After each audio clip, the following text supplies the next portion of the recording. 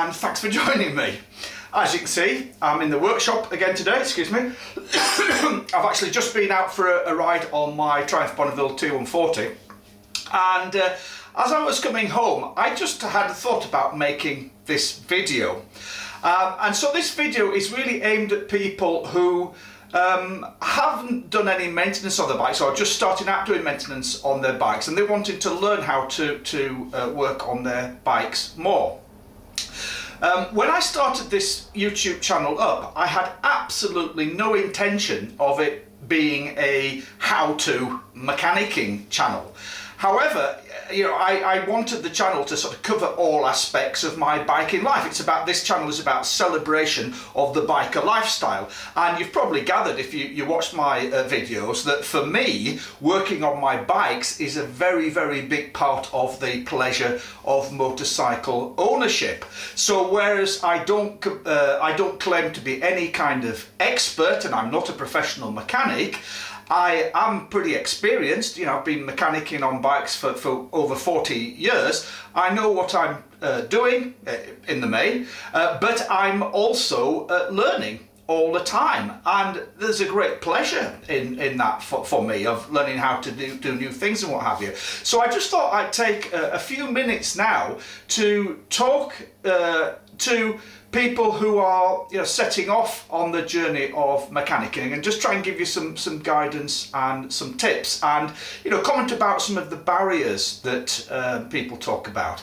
Now, the prompt for me doing this video is that I have put quite a few mechanicking videos up on my channel. In fact, I've got one of the little streams on the channel there is my workshop videos, and I've been contacted by so many people about those videos saying, you know, they've really enjoyed them, they found them useful, or can I do a video on this, and can I do a video on that?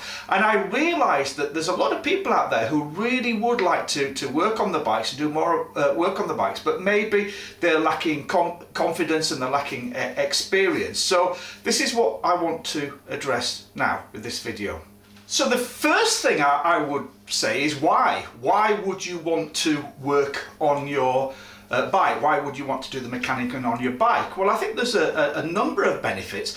One of them, obviously, is a cost saving. If you take your bike along to a professional mechanic, particularly if you take it along to a dealer, you are paying quite high costs there for the labour costs, because of course the labour costs that you pay for are covering all the overheads of the dealership as well. And there's nothing wrong with that. I mean, that these businesses are, there to make a profit, and, you know, it's perfectly legitimate, but it does mean that for the end user, for the consumer, for us, it can work out quite expensive. You know, you can be paying £100 an hour labour costs, or more in some cases. So if you learn how to do things on your bike, even if it's just the basic things, not everything, you don't have to do everything on your bike, then you can save yourself a lot of money.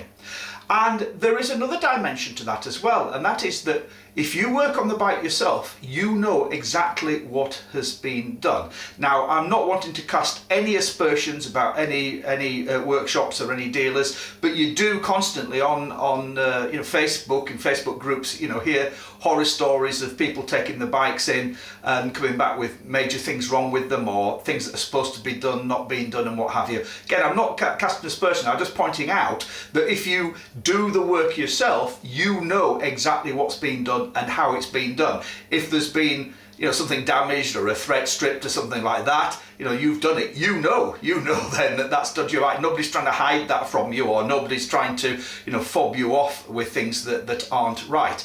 So that there's a lot of assurance with that. And one of the reasons that I like to work on my bikes is I know jobs are done properly. Sometimes I will take a lot of time and care over a job, far more than a professional mechanic would be able to, because they're under constraints. They will have a time limit on doing certain jobs, and therefore you can do things more thoroughly if you do them yourself.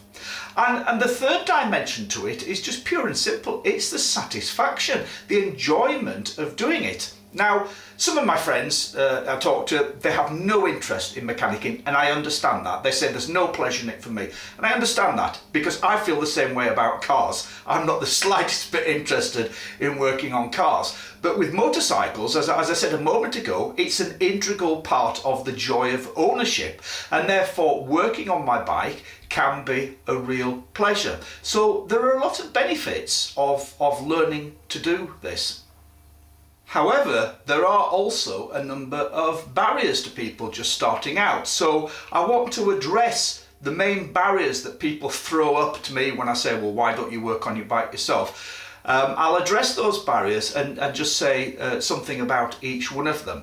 So the first one, and the obvious one, is people say, well, I don't know what I'm doing. I can't work on the bike because I don't know how to do it, and I'm afraid of getting something wrong, doing something that's going to be dangerous, either hurting yourself whilst you're doing the work, or ending up with a bike that's then in a dangerous condition after you've done the work because you've not done it properly. And I quite understand that fear, but the answer to that is you've got to learn. If you want to work on your bike, you've got to learn, and you've got to overcome that fear. And you take it a step at a time. You start with simple things like checking your oil. Changing your oil is relatively straightforward. You don't need many tools for that. Things like checking and tensioning your chain. And then, you work up from things like that to more sophisticated levels. So of course, if you are going to learn how to do things on your bike, then you need to make sure that you're doing them properly. So you do need to learn how to do them properly. And that's important. So you've got to take on that commitment of learning. And there are a number of different ways that you can learn. When I started out, at first, when I was a teenager, I just got books and learnt from books and manuals, and then people who were more experienced than me, neighbours, friends. Back in those days, I have to say, most men particularly were, had some kind of mechanicking skills. My father regularly used to work on his car, neighbours as well. So they all had tools, they all knew how to do these jobs like setting points, checking spark plugs, things like that.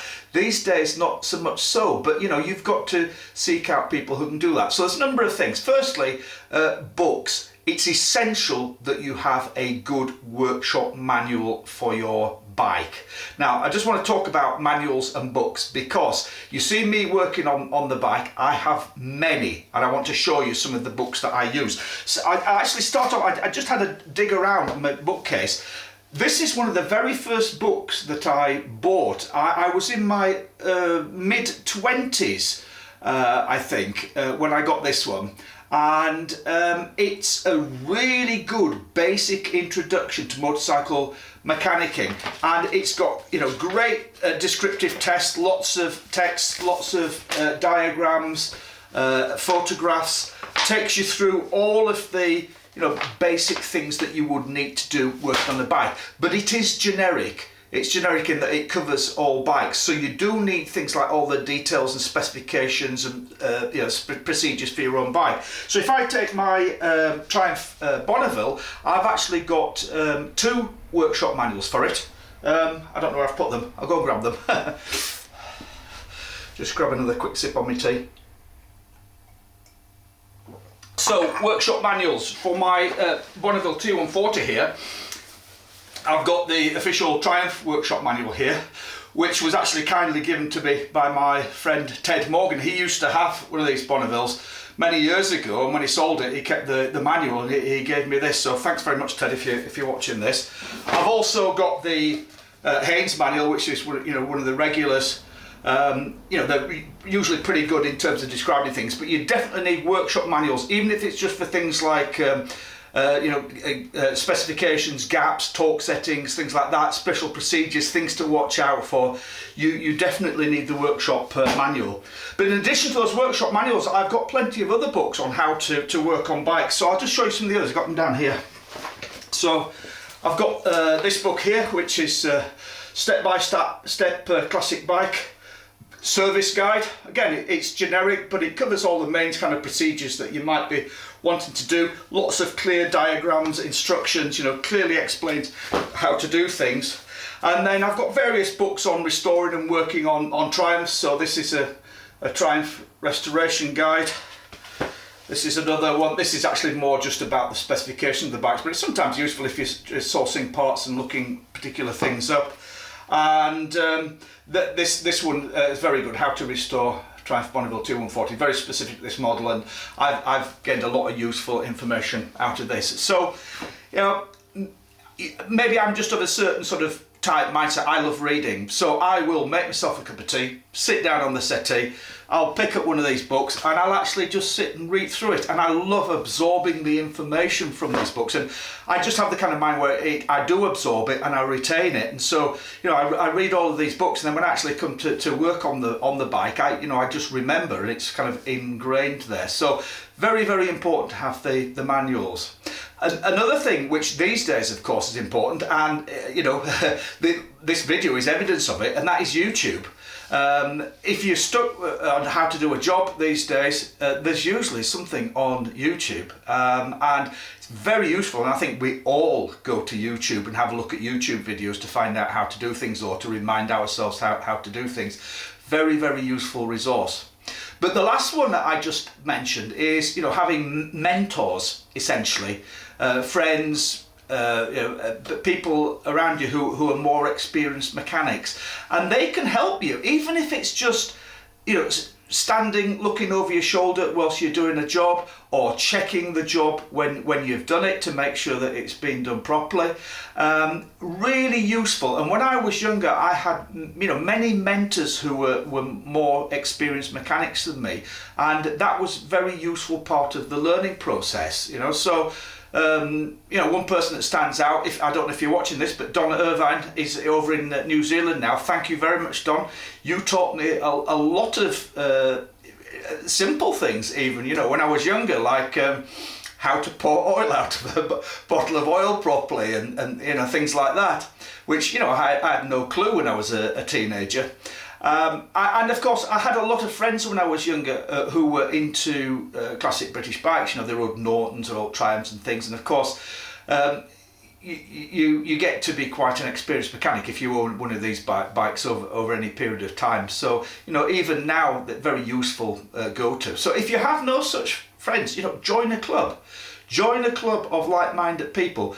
Join a club of people who do work on their bikes, who are experienced. And, you know, I remember one thing I used to do when I was in my early 20s, of a Saturday morning, there would always be a few friends around my house, and we'd be working on our bikes. We're working on somebody's bike or another's bike.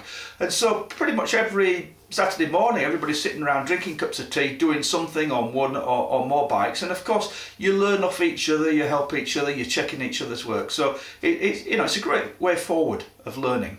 Another barrier which people put forward to me is, well, I haven't got the tools. I can't work on my bike, I can't do these jobs because I haven't got the tools. Well, of course you haven't got the tools when you start off. And you'll probably notice if you watch my videos that I have a very well-equipped workshop. I've got, you know, lots of specialist tools as well as the regular tools. But that's because I've been doing this for a long time. I've been working on bikes for well over 40 years, and over time I've collected and accumulated these tools. Didn't go and buy them all at once. In fact, when I started off, I had a very small basic toolkit in just a little toolbox, just a basic set of spanners, screwdrivers, a couple of pairs of pliers, and that was pretty much it. So you just need, you know, the real basics. You know, the sort of thing like a toolkit that that comes with the bike. You just need the real basics to get started off. And then over time, you can add to that toolkit. Of course, you can always borrow specialist tools off friends if you've got other friends that mechanic. But what I did is, when I was younger, I couldn't afford a lot of the tools. So I sort of had a rule that if it was an important tool that I knew I would be using a lot, I would go out and buy a good quality one. Whereas if it was a tool possibly just for a one-off job or occasional use, I would buy, you know, something fairly cheap, you know, like off one of the market stalls or something like that. And then what's happened is, over time, those cheaper tools I've replaced with better quality ones. I mean, I still have a few tools which don't get used very much that are just cheap versions, but you do build up the toolkit gradually over time. So yeah, you don't have to go out and invest thousands of pounds in tools. And the philosophy that I've always had is that if I do a job myself rather than take it to the dealer, I'm saving myself a lot of money in doing that. So with that money I've saved, some of it I will invest in tools. So every time I service my bike, I think to myself, so say for example, it's £300 for a service at a dealer, and you go and buy the oils and the filters and what have you and the plugs, and it costs you say £80, then by doing it yourself you are saving yourselves over £200. So why not invest 50, 60 pounds of that in some more tools to make that particular job easier, for instance like perhaps an oil filter wrench or something like that. And then every time you service your bike you say, I'm saving myself some money, so I'll invest some of that in some more tools. And that's just what I've done, and over all of these years then I've gradually built up a well-equipped workshop. Another thing which people say to me, well, I can't service my own bike, I can't work on my own bike because you need all of these electronic service tools, you've got to reset the service interval on it, things like that. And yeah, unfortunately that is true with more modern bikes, but again it is worth investing in it. If you watch my videos on my modern Bonneville, my T120 Scrambler, you'll see that not long after I bought the bike, I invested in a ECU diagnostic tool. It's called Dealer Tool, the one that I bought. There are other ones available.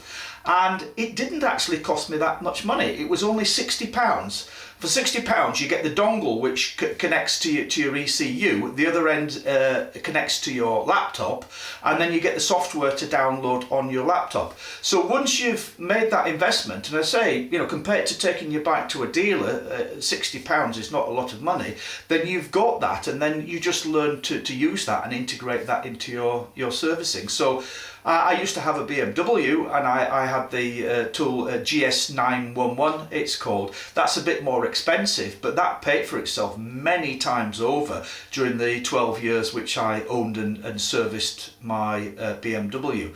So even if you've got a modern bike with all the electronics on it, you still can do a lot of work. You maybe not do everything, and I'm not advocating that you do absolutely everything on your bike.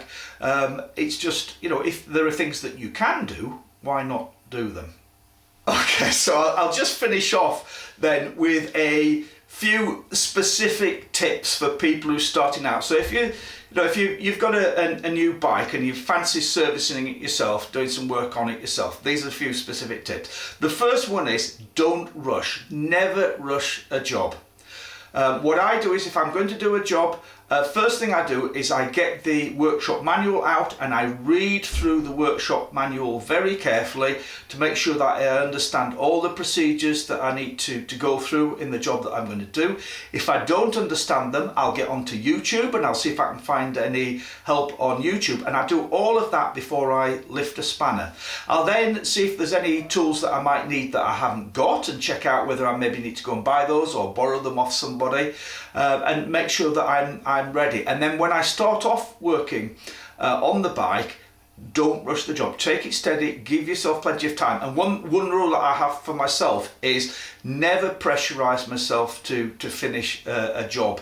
So if I start the job, say on a Saturday, and I come up with a snag, a problem or something, then I'm perfectly happy to just leave that bike and not complete it that day, maybe come back to the next day, or leave it a few days, something like that. Never pressure myself to rush. Another rule which I have for myself, what I'll share with you, and that is, if in doubt about something, stop. If you're not sure what you're doing or something doesn't quite seem to be going right, stop, take a break, reevaluate. Go and put the kettle on, make a cup of tea, step back from it, recheck your workshop manual, get back on YouTube, just take a little bit of time out and then come back to it. Phone a friend, whatever it takes. Just step back. So don't rush the jobs. If things don't seem to be going right, don't lose your patience. Stop, re-evaluate, and connected to that. Another point is, don't force things. Never force things. Looking at particularly younger people who I've tried to help sometimes with mechanicking, the biggest mistake they make is they just use too much brute force on stuff, and then they end up breaking things. So, you know, if something doesn't seem to be going on right, or it's requiring too much effort, what have you, just again stop, reevaluate, think, am I doing this right? Because that's how you end up with, you know, broken studs, broken bolts, you know, snapping things off, things like that. You know, just take things steady and be sensible. And you need to develop a certain amount of feel when you're mechanicking. And if you haven't got any feel, then invest in a torque wrench. You know, invest in a torque wrench so you're not going to over tighten things. Okay, so, you know, I hope that's been useful for you and interesting, and I do hope that it might inspire you if you really fancy taking up and doing some work on your bike yourself. So thanks very much for watching, and hopefully see you again soon. Bye.